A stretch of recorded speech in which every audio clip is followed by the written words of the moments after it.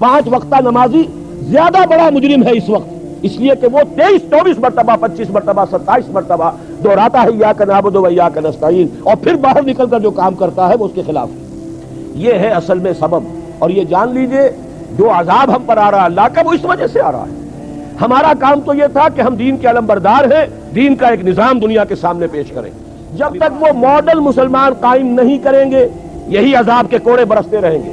سخت سے سخت تر عذاب دنیا میں عذاب آتا ہے مسلمانوں پر۔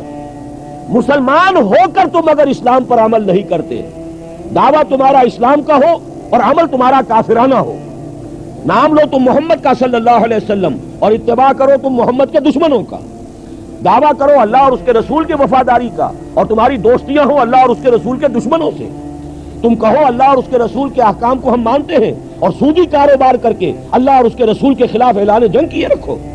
اصل عذاب دنیا میں مسلمانوں پر آتا ہے کہ تم نام لیتے ہو ہمارا اور عمل تمہارے خلاف ہے۔ لما تقولون ما لا تفعلون کبر مقتا عند اللہ ان تقولوا ما لا تفعلون، کیوں کہتے ہو جو کرتے نہیں ہو؟ اللہ کے غضب کو اور اللہ کے غیظ کو اور غصے کو بھڑکانے والی ہے یہ بات کہ تم کہو جو کرتے نہیں۔ یہ ہے اصل سبب، اصل مجرم ہم ہیں کہ جو ہر روز کہتے ہیں ایاک نعبد و ایاک نستعین، اور پھر اس دن میں 50 مرتبہ اللہ کا حکم توڑ رہے ہیں۔ پوری زندگی ہماری گزر رہی ہے